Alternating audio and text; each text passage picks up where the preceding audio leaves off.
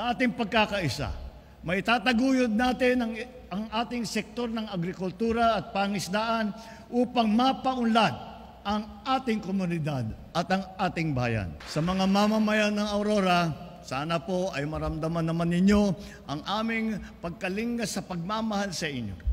Bilang isang bansa, tayo ay magsama-sama, tayo ay magtulungan at magkaisa sa pagtaguyod ng isang bagong Pilipinas.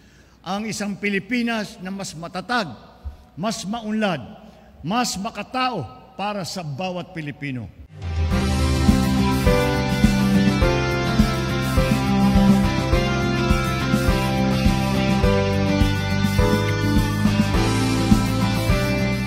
Malaking tulong para sa aming pamilya yun dahil sa mga aming gawain sa pamahawan sa pag-aaral ng aking mga anak, lalo sa trabaho namin.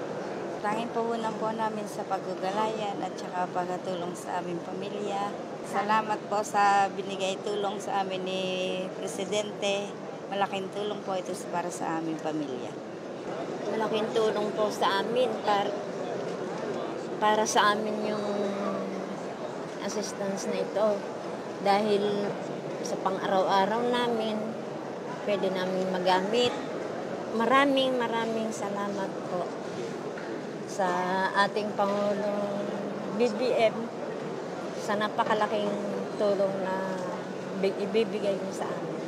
Napakalaking bagay itong assistant ngayong araw ni PBBM dahil kami mga pisar po at mga magsasaka ay nagpapasalamat po gawa nung naabutan niya kami ng ganitong tulong.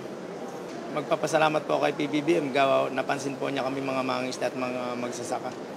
Dahil kahit mahirap ang buhay namin, andito pa rin siya para sumuporta sa amin mga mangingisda at mga magsasaka po.